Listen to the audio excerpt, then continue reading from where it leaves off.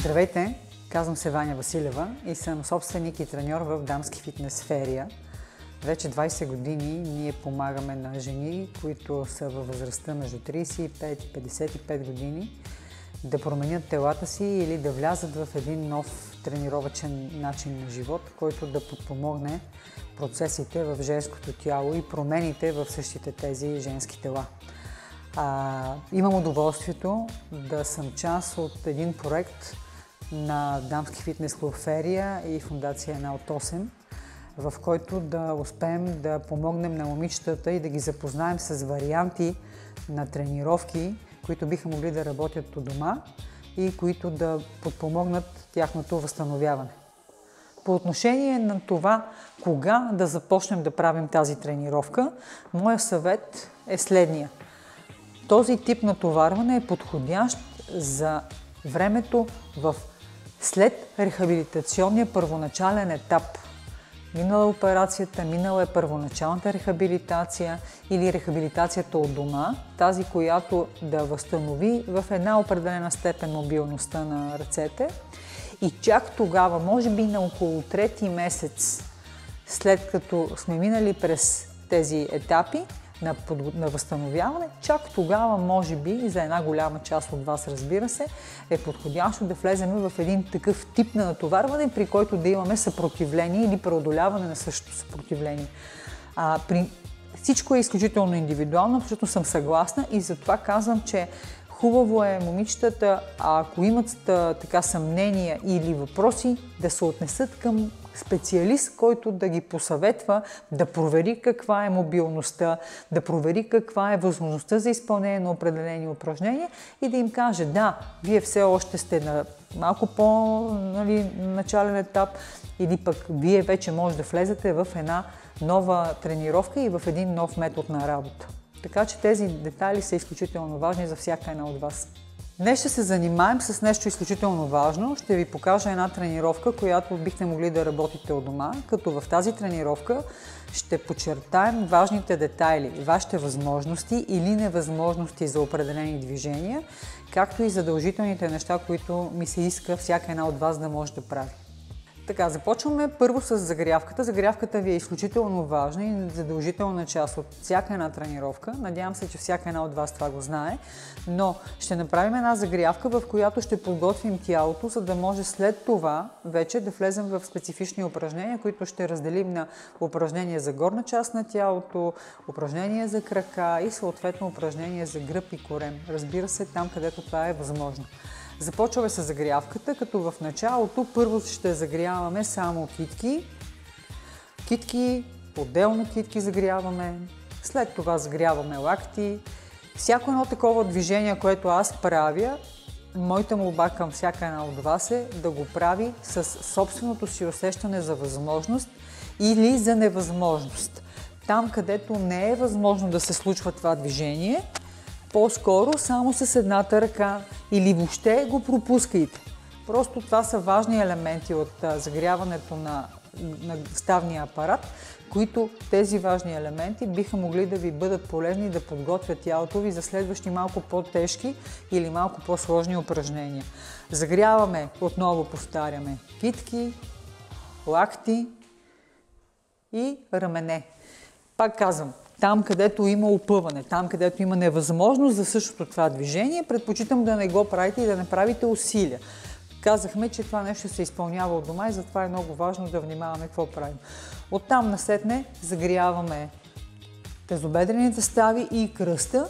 Внимателно, просто загряваме малко, раздвижваме тялото и след това преминаваме към коленете. Преминаваме към колене, внимателно кръгове навътре и навън и след това глезени.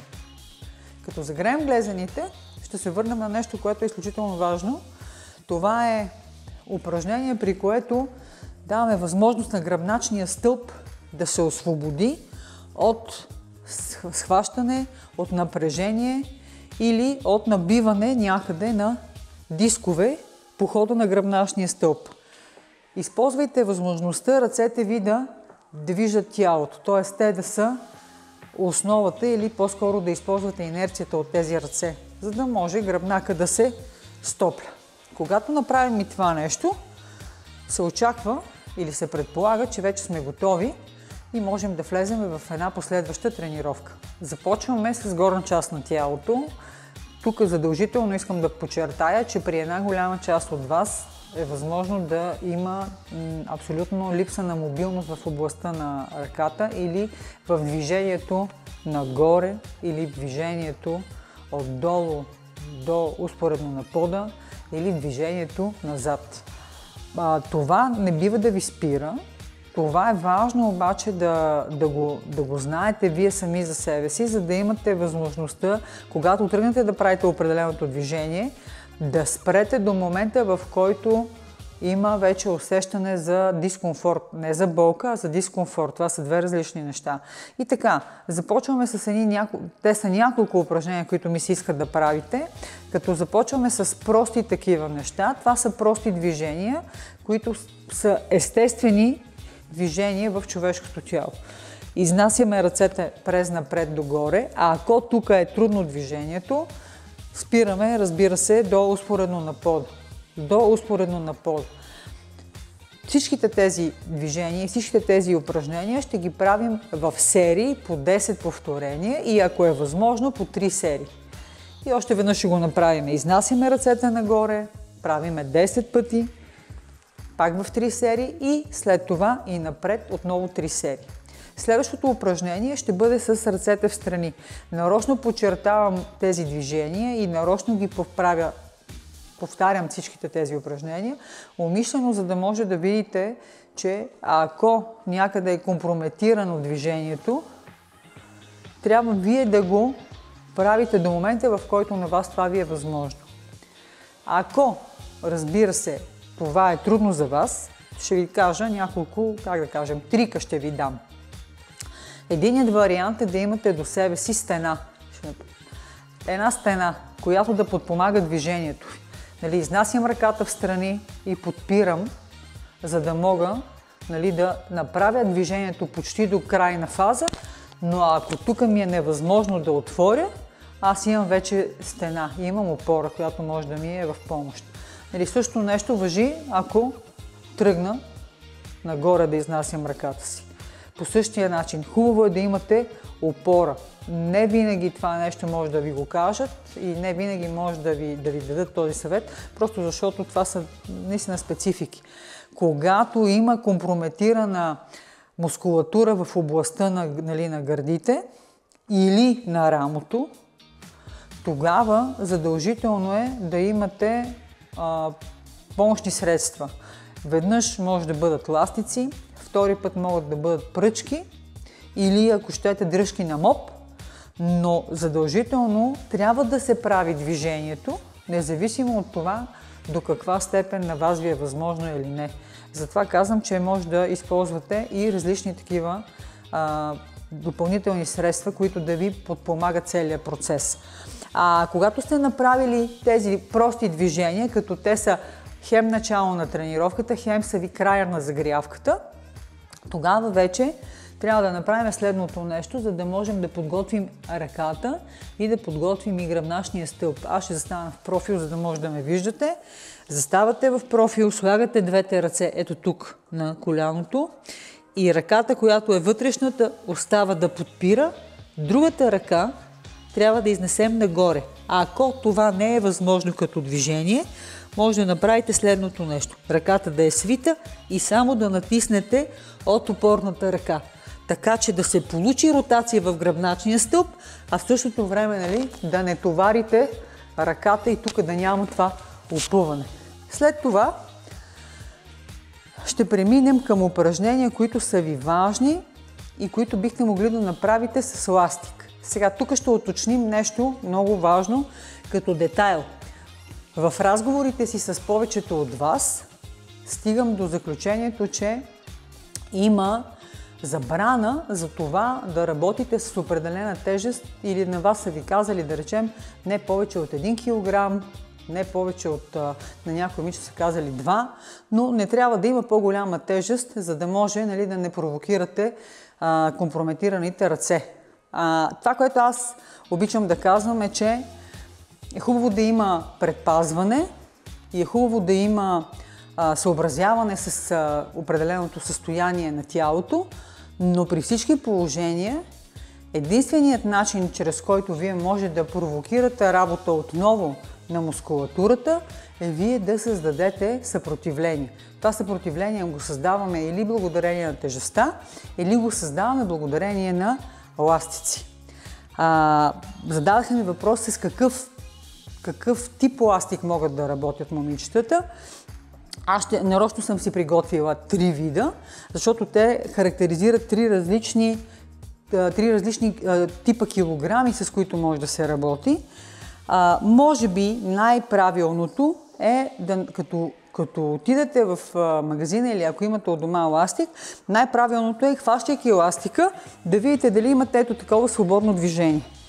Свободно движение означава вие да усещате съпротивлението на еластика, но в същото това време да имате възможността да направите цялото движение, без този еластик да оказва значително съпротивление върху рамените ви стави или съответно върху гръдната мускулатура.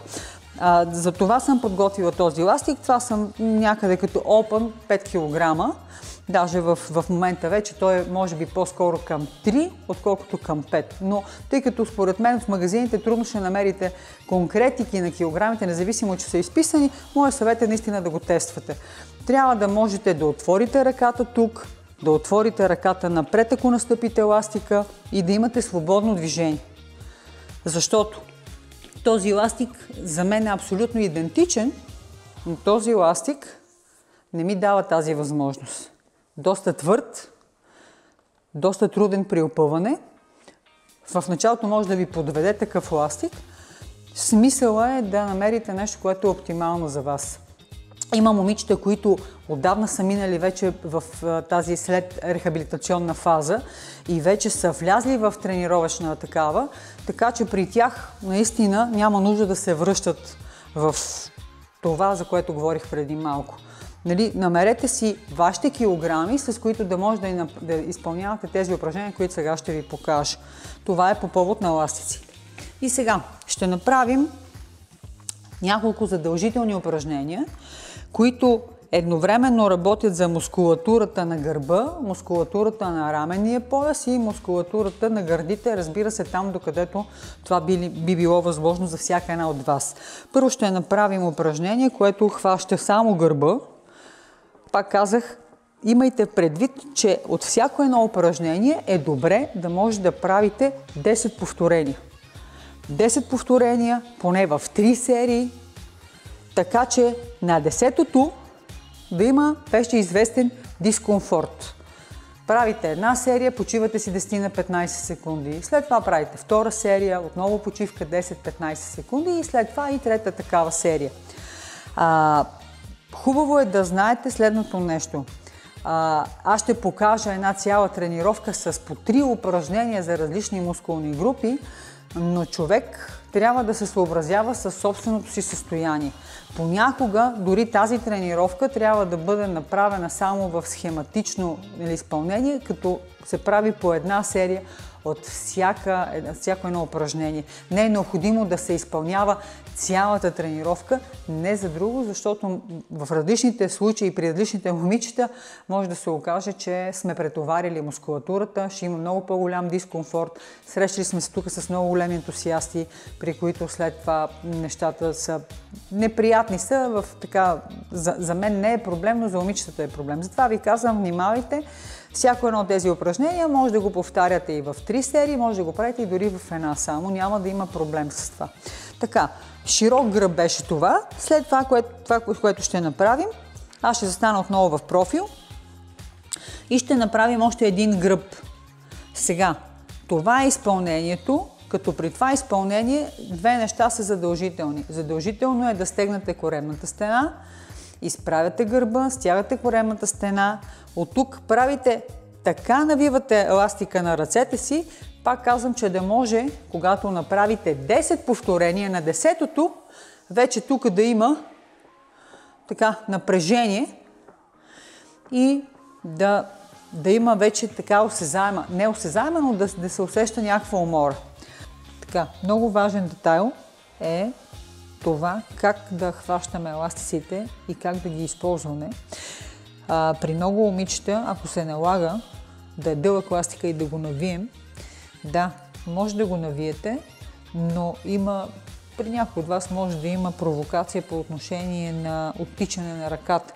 Затова хващате еластика, ето по този начин, просто хващате еластика. Може да го прихванете и да го направите по-къс, разбира се, за да ви е по-достъпен по отношение на напрежението, но ето така, чисто движение и чист хват. От тук работим по този начин.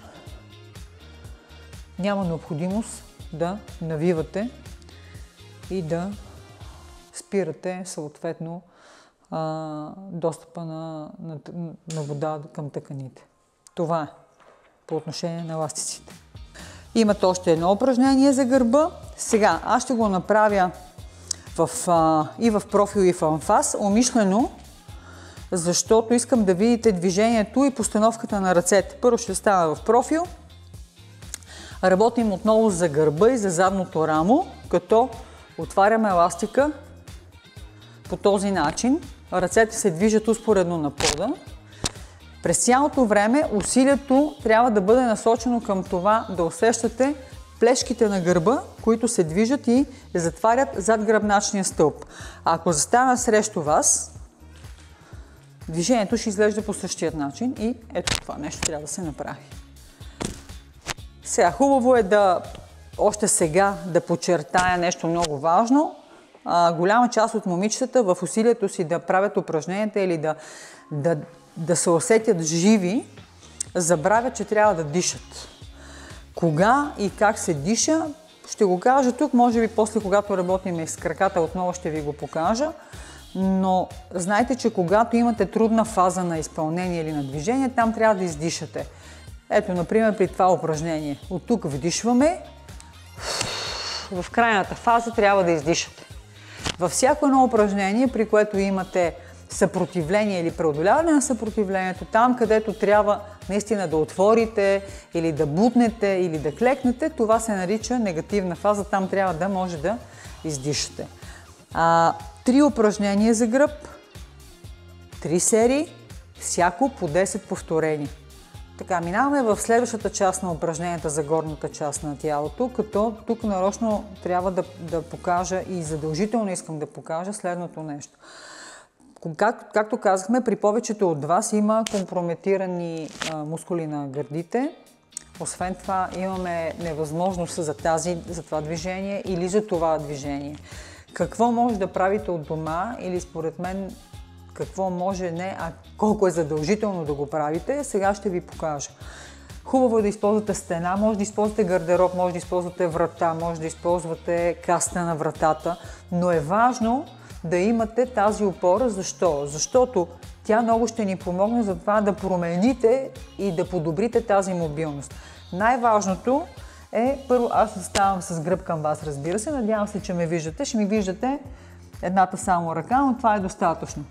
Първото нещо, което е добре да правите, е от тук да изнасяте едната ръка и да я сваляте. Да има приплъзване на движението с едната и съответно с другата ръка. Стената ви помага хем да се подпирате, а ако трябва, ще припълзявате, но да има ето това движение, почти до крайна фаза. Ако при някой е трудно, ще застанете до там, докъдето е възможно това да се случи. Може да се прави с едната ръка, с другата и може да се направи накрая и едновременно. Отново пак говорим за 10 повторения във всяка една серия, като може да направите с едната ръка, с другата ръка и след това с двете едновременно. Това е едното упражнение. Другото упражнение, което е изключително важно, е да застанете в страни от стената. Да се опитате да вдигнете ръката. Аз го показвам в идеалния вариант. Ако на вас това ви е трудно, ще отстъпите малко и ще се опитвате да държите ръката си точно в страни, близко до стената. Няма да подпирате с тялото, просто приплъзвате. След това вдигате малко по-нагоре, задържате 10 на секунди и опитвате да влезете навътре. Тук вече почва да ми става трудно. А ако аз съм с компрометирана ръка или с компрометирано рамо, тук вече ми е трудно. Пак по същия начин. Спирам, изчаквам до момента, в който стигнете до това положение. Изключително важно е, защото то ще подпомогне процеса на това да се стабилизира мускулатурата и тялото ви да усеща сигурност при изпълнение след това на свободното движение. Само една скоба ще ви отворя. Всички спортисти, които имат травми в рамената става, прибягват до помощта на стена, за да могат да възстановят по-бързо състоянието на работната фаза на ръката си. Вие не сте спортисти, но със сигурност може да се доближите до техните упражнения и до техните повторения, които те биха могли да направят. Така, казахме встрани и сега още нещо. Искам да си представите, че сте само в каста на вратата. Слагате ръката по този начин. Подпирате и се опитвате леко да завъртите тялото. Така, аз ще се обърна и в другата посока, за да ме видите. От тук се обръщам и се опитвам да оставя влакната на гръдната мускулатура да се разтягат. Абсолютно съм сигурна от другата страна какво има в момента, нали, като зрители и като коментар. Знам, че е много трудно и знам, че много ви боли. Ние работим с момичета, които са с такива операции и със сигурност мога да ви кажа, че знам, че има степени на изпълнение на това упражнение, при които на много от момичетата им е трудно, но независимо от всичко, това е важно упражнение и е хубаво да бъде в част от вашата работа от дома. Така, по същия начин. 3 серии, по 10 повторения. Когато сте в фазата на задържане, хубаво е да броите до 10 секунди. Не повече, няма необходимост, но във всяко едно задържане, т.е. това е изометричен режим на работа, във всяко едно задържане, задържите 10 секунди и си дайте възможност да увеличите ъгъла на изтегляне. Пак казвам, всичките тези неща ги показвам с абсолютното знание и осъзнатост, че при много голяма част от вас това нещо е доста трудно. Това не означава, че е невъзможно, защото вие имате жива материя. Тази жива материя може да работи и тя може да бъде провокирана да работи единствено и само с ваше участие. Така, горната част на тялото до тук ще оставим, не за друго, защото казахме, че трябва да имаме базови упражнения, върху които да се спрем и които правейки ги, повтаряйки ги, ще имате възможността след това да подобрите мобилността си.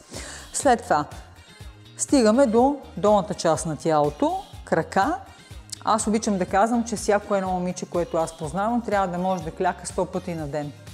Това не изключва нито момичетата, които са минали през онкология, нито момичетата, които са минали през някакъв друг тип операция, нито дамите, които са вече в менопауза или в една, да кажем, така прилична възраст над 70. Няма значение на колко години сте, трябва да се опитваме да работим върху коленете си и върху мускулатурата на бедрата си, защото благодарение на тях бихме могли да живеем напред по-активно и по-високо качество на живот. Най-важното нещо, което ми се иска да ви покажа за краката е да се опитаме да направим няколко варианта на този клек, за който става дума.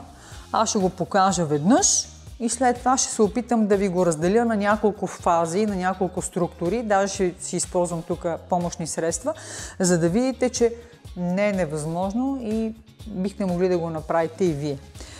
Важните неща при клека кои са? Краката са на широчина на раменете, отваряте малко пръстите, една идея, отваряте пръстите, стягате корема, защото клякането се случва благодарение на коремната ви стена и след това клякаме, изнасяме таза назад и избутваме. Не е нужно и не е жизнено важно да се направи пълен клек. Да, аз ще застана сега в профил и вие ще видите за какво говоря, но не при всяко момиче трябва да стигаме до пълен клек. Затова казах, че сега ще ви покажа още няколко варианти. Пълният клек е до тук. Клякам, стягам коремната стена и изправям. Сега, много е важно да имате помощник у дома. В нашия случай може да използваме стол. Нарочно ще го сложа в профил, за да мога да ви обяснявам. Така, ако при някои момичета е трудно да изпълним цялото движение при клека, използваме стол, за да можем да правим всичко на части. Отваряме краката и това е втората фаза на цялото упражнение клек. Втората фаза е избутването. Имаме стол, от тук само натискаме, изправяме, сядаме. Можем да използваме ръцете. При някои от момичетата това е трудно като упражнение и според мен не е необходимо. Хиляди вариации има на това къде да си сложим ръцете. Моя съвет е в началото, ако ви е труден самия клек, ръцете да са ви на бедрата, защото когато са ви на бедрата, вие имате усещане за коляното си и за мускулатурата на бедрото. От тук избутвам, издишвам, сядам. Пак избутвам, издишвам, сядам. Както и при всяко едно друго упражнение, което сме правили до сега, отново е хубаво да правим по 10 повторения, по 3 серии, като начало. Защото, както казахме преди малко, на мен ми се иска да имаме сумарно да имаме 100 клека. Така, ще направим още веднъж с всички вас, се надявам, да се опитваме да направим 10 клека, за да можем да подчертаваме движението и още нещо да кажа по повод на дишането. Клекът е бутане, избутваме тялото нагоре. Това е клекът като упражнение. И пак имаме една позитивна и една негативна фаза. Позитивната фаза е тази. Клякам и при това клякане вдишвам. При избутването издишвам. Да си помагам. Клякам, издишвам. Вдишвам, издишвам. Отново 10 клека, 3 серии. Почивайте си между сериите. Нека мускулатурата ви, особено тази на бедрата, да се отпуска, защото ще направим още 2 упражнения за крака и ми се иска, нали, да нямаме голяма фиксация и съответно голямо спазмиране на мускулатурата. Клекът ви е първото и най-важно упражнение. Следващото нещо, което е хубаво да може да правите, когато работите у дома, и то е задължително също да се прави, са напади. Аз пак ще ви ги покажа в 2 варианта. Защо? Защото при някои от момичетата това може да се случи, при някои от момичетата може да се случи по-късно, а при някои пък въобще не може да се случи. Затова ще направя цял вариант, нали, ще покажа цялото упражнение и после ще ви го направя на части, за да видите колко би било удобно за всеки един от вас. Слагате си ръцете на кръст. Това е изключително важно. Правите напад. Задния крак трябва да сгъне, почти да е допрял до земята. Избутваме и връщаме. Другия крак. Хоп, почти допирам и връщам. Няма особена друга специфика на това движение. Внимавайте просто да не удряте коляното, да няма удар на коляното вътре в пода. Нали, внимателно, хоп, избутваме, хоп, избутваме. Сега, за тези, за които това нещо е трудно, ще го направим в части. Заставаме в напад, като крака е долу в пода, нали, коляното е опряло в пода. От тук само избутвам. Хоп и връщам пак. Избутвам, отново връщам. Упражнението е не само за сила на долни крайници, упражнението е за баланс. Истината е така, че при повечето момичета, които са минали през различни видове операции, различни видове терапии, за съжаление, чисто неврологично, баланса се провокира или при някой се нарушава в много така значителна степен. Едно от упражненията, които, освен клека, които работят върху това да има стабилизация и баланс, е точно напада.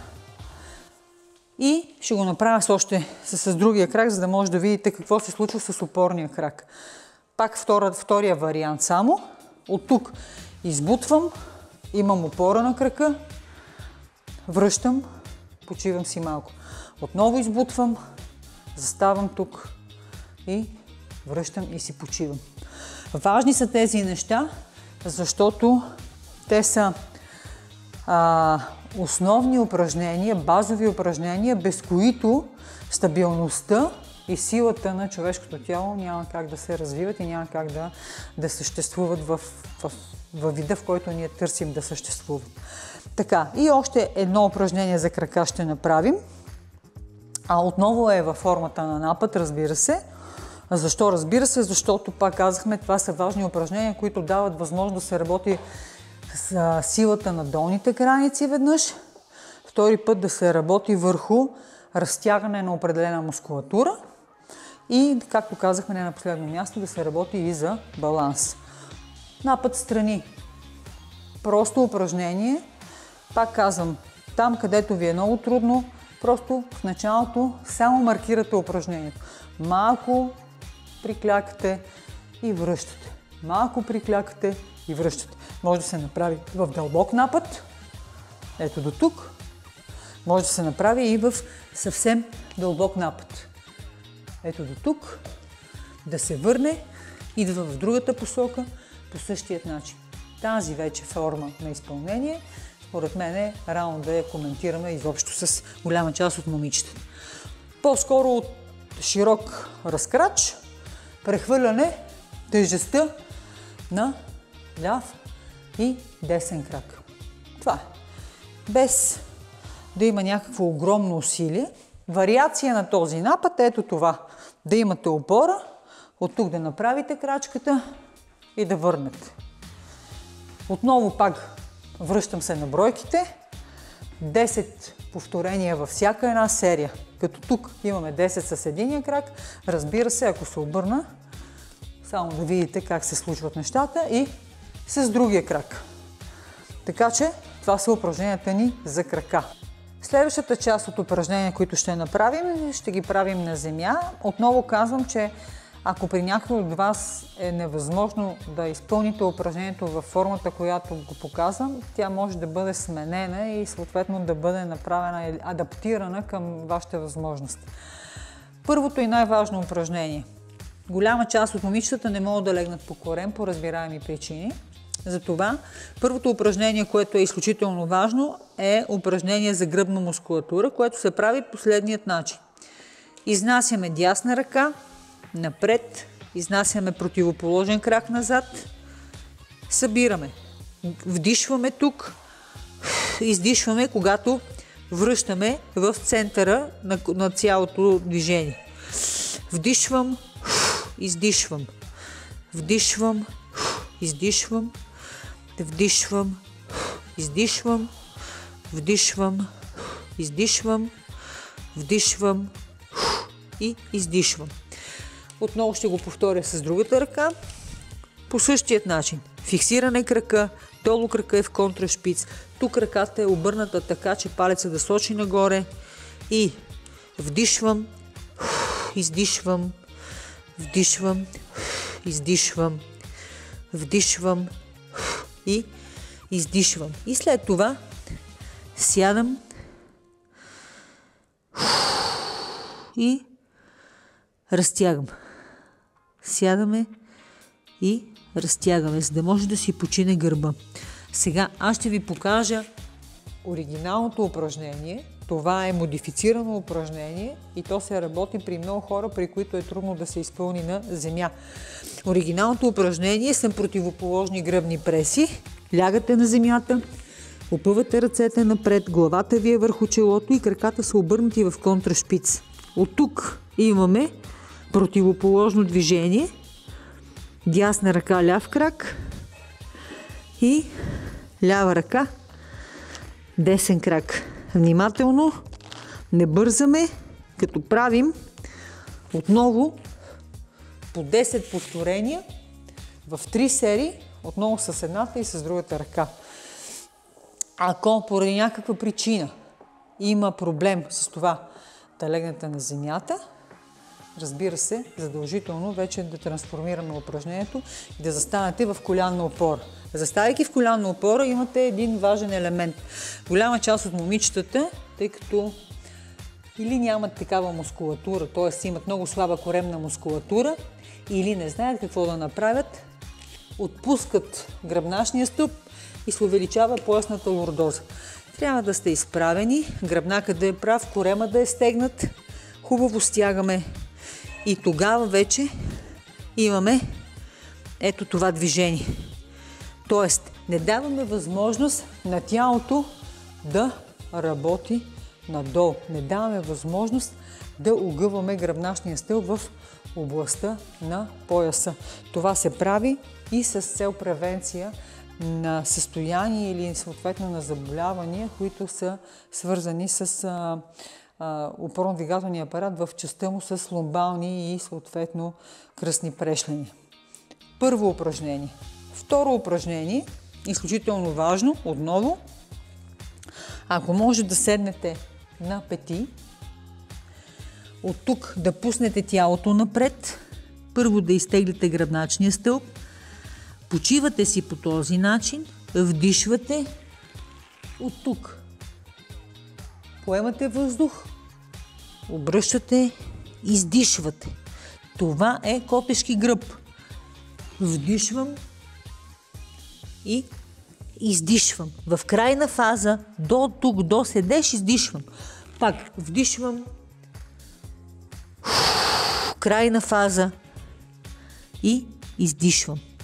Тези две упражнения са изключително важни, защото те дават възможност да се стабилизира гръбначния стълб, да може да се огъвкави и едновременно с това да се работи върху гръбната мускулатура и върху тазовата мускулатура. И още едно упражнение ще ви покажа на земя, само че ние ще го направим. Аз ще се опитам да легна по гръб. Ще стане. Така. Лягаме по гръб, слагаме ръцете на земята. От тук, вдишвайки, избутваме ръцете нагоре, опитвате се да раздалечите ръцете колкото е възможно нагоре и напред в посока пред главата. Отново ги връщате до изходно положение. Пак подчертавам дебело. При много от вас цялото това движение ще бъде затруднено, при други ще може да има отваряне, но ето тази фаза на работа ще бъде по-затруднена. Бавно, за това го правим на земята. Бавно, за да можем ръцете да са върху под, да имат опора, да няма такава тежест, която да работи върху гръдната мускулатура или върху раменната става. Пак по същия начин. Вдишваме, горе издишваме. 10, като правим 3 серии. Така. И сега. Така и така сме на земята и голяма част от момичетата казват, нали, минахме терапия, налага ми се да променя тялото си или тялото ми се промени благодарение на химиотерапията, почнах да качвам килограми, какво да направя с корема си. Нали, обикновено обичам да казвам, че естетиката тя е водеща и важна, но когато става въпрос за здравето и за човешкия живот, понякога се налага човек да се научи да живее по нов начин. Казвам го не за друго, защото голяма част от момичетата, с които ние работим, се сугестират от външния си вид. Аз дълбоко вярвам в това, че те, правейки упражнения и влизайки се в системни тренировки, бавно, постепенно биха могли да върнат една изходна форма, в която са били преди, въобще всички неща да им се случат, или да подобрят тази, в която са в момента. Така че сега защо влизам с този увод, за да мога да ви покажа 3 упражнения, които касаят коремната ви мускулатура. Първото няма да са по значимост подредени, но първото ви упражнение е ето това. Нарича се V-образна коремна преса. Сядаме, ще използваме ръцете си, ако имаме възможността да ги подпрем тук. Ако нямаме възможност да подпрем ръцете си тук и ни е трудно това движение, ще хванем краката си отдолу зад бедрата. Сядаме в равновесен седеж и от тук имаме издишване горе. Вдишваме при отваряме, издишваме. Вдишваме при отваряне, издишваме. Това е. Опитваме да правим по 10 във всяка серия. Пак така, работим 3 серии по 10 повторения. При някои момичета, разбира се, че това могат да бъдат така максимални бройки, при други тези бройки могат да бъдат съвсем схематични и ако имат възможността и желанието, могат да направят и още, да кажем, 3 серии. Следващото упражнение, което е важно и е хубаво да се прави, касае, освен коремната преса и коремната стена, касае и работата на мозъка. Всички упражнения, които работим и въобще цялата физическа култура, пряко касае работата на мозъка, но това упражнение, което сега ще ви покажа, то е изключително важно. Защо? Може да се изправи в следния вариант. Или краката да са на земята, или краката да са сгънати в коленните стави и в тазобедрените и да са ето така във въздуха. Ръцете трябва да бъдат поставени пред тялото. Сега, от това положение правим следното движение. Дясна ръка и ляв крак. Връщаме. Лява ръка и десен крак. Отново връщаме. Вдишваме. Издишваме. Вдишваме. Издишваме. Още веднъж. Още веднъж. Може да направите 10 общо, т.е. 5 с единия крак, 5 с другия, или да направите 10 с единия, 10 с другия. Сега ще ви го покажа в малко по-лесен вариант. При някои момичета, може би, това ще бъде по-лесно. Отново ръцете са напред, но краката са свити в коленете. Тук имаме само приплъзване. Ръката е само тази, която се движи. Хоп! И противоположно движение. Отново вдишвам, издишвам, вдишвам и издишвам. Отново правим 3 серии по 10 повторения. Пак казвам, това е по-лесният вариант, затова тук не съм сигурна въобще, че трябва да правите по-малко от 10. При основния, при базовия вариант, може да си позволим да го разделим на по-малки бройки. И още едно упражнение ще направим за корем. Хубаво е да подчертая, че не правим цели коремни преси. Те така са известни, цели коремни преси, т.е. да нямаме пълно изправяне догоре и лягане. Не, че е грешно и не, че е невъзможно да се прави, но аз смятам, че може да се работи върху коремната стена по съвсем различен начин, който едновременно с това да работи върху стената, да има напрежение върху нея и също така да предпазва гръбначния стълб от определени състояния или определени травми. Така, и последното, трето упражнение, което ми се иска да може да правите, е следното нещо. Значи, краката са свити в коленете, прибираме главата вътре в ямката на гръдната кост, стягаме коремната стена. Това движение при голяма част от момичетата знам, че няма да може да се получи. Затова слагаме ръцете ето тук. Прибираме брадата и от тук правим така. Вдишвам, издишвам. Тук вече можем да си позволим да направим вариация на тема коремна преса, т.е. вариация на тема бройки на коремна преса или вариация на изпълнение. Хиляди са варианти, според мен това е много добър вариант, защото едновременно има компресия на стената, едновременно с това работиме с сила на коремната стена и едновременно с това щадим гръбначния стълб. Както казах, физическата култура има за цел не само да направи от вас едни огромни мускулести индивиди, а да ви предпази от наличие на травми. Това е, за мен е най-важната част на физическата култура. Да можем да я направим така, че да сме научили хората на двигателна активност, а в същото време да предпазим тялото им. И така, имахме 3 части. Горна, раменен пояс, съответно, крака и корем, както и упражнения за гръбначен стълб. Преди да приключим с тази тренировка, на мен ми се иска да ви покажа още нещо. То отново ще бъде с един стол, който при всички положения всеки от вас от дома има и може да използва. Този стол ни е важен, защото от една страна можем да разтягаме благодарение на стола, можем да го използваме като опора и не на последно място можем да правим определени упражнения върху самия стол.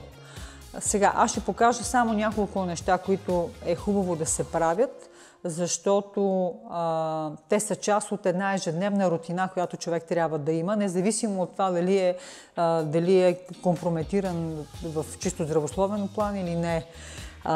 Така, какво правим? Използваме стола. Аз ще го завъртя обаче ето така, за да ме видите. Използваме стола, за да можем да разтягаме гръбначния стълб. Отваряме краката на широчина на раменете. Пускаме тялото напред, хващаме краката на стола в случая и изтегляме тялото надолу и навътре. Така че да разтягаме областта на кръстните и на поясните прешлени. От тук разтягаме. Може да задържате във всяко едно такова упражнение за разтягане. Може да задържате по едни 10-15 секунди. Следващото упражнение. От тук хващаме облегалката на стола. Седнали сме, краката са стабилни. Тръгваме напред, изнасяме. Пускаме тялото, докъдето на всеки от вас му е възможно. Държим.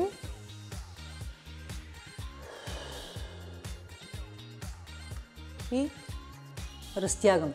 Разтягаме в случая гръдната мускулатура и раменния пояс.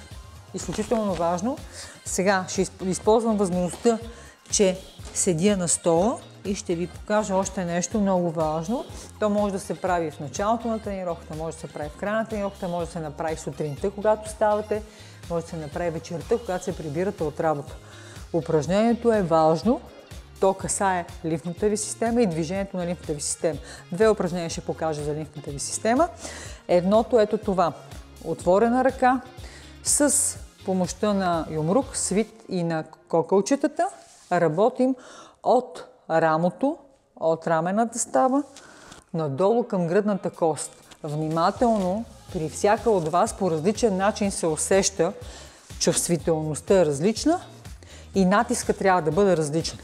Но това е движение, благодарение на което успяваме да работим върху лимфната система или върху компрометираната такава лимфна система. Но това е задължително да се работи, независимо къде е пипано и къде не е пипано, за да има движение на лимфата. Това е едното. Част от него е и това. Ако можете да изправяте ръката и от тук надолу по посока на лакета и по посока на рамото да изтегляте тъканта. С малка компресия да може да се работи. Малка компресия и да се работи, за да може да оттича по посока на лимфните депа. Независимо, че знам, че при много от вас има компрометирани такива лимфни депа или големи лимфни гнезда въобще са махнати, няма значение. Вярвайте ми, човешкият организъм е изключително съвършена система и той знае как да се самовъзстановява или как да компенсира липсата на определени звена в тая същата система. И още едно упражнение, което, пак казвам, може да бъде изпълнявано във всеки един от отделните части на деня. И сутринта, и по време на тренировка, и след тренировка, и вечерта. Какво се прави? Заставаме в стоеж, основно положение, разкрачен стоеж. Вдишваме дълбоко. Ако можем да отворим ръцете нагоре, супер. Ако не можем, докъдето ни е възможно, аз ще го направя в пълно движение. Повдигам на пръсти, хубаво се разтягам нагоре и от тук пускам и приземявам на пета. Отново ще го направим. Ето. Хоп, пускам. Пускам. Тук или, ако не мога да вдигна ръцете, и те могат да бъдат ето до това положение, от тук пускате надолу. Ето това е. Хоп. Защо? Защото когато правим такова натрисане, караме лимфната система, която е единствената система с обратна посока на движение, да отвори клапите и да започне да има процес на динамика в тази система. За мен е изключително удоволствие да мога да съм част от промяната, която бихте могли да направите със себе си. Така че знайте, че съм на среща за всякакви въпроси или за всякакви консултации. С удоволствие ще откликна на всеки един такъв въпрос. Хубав ден!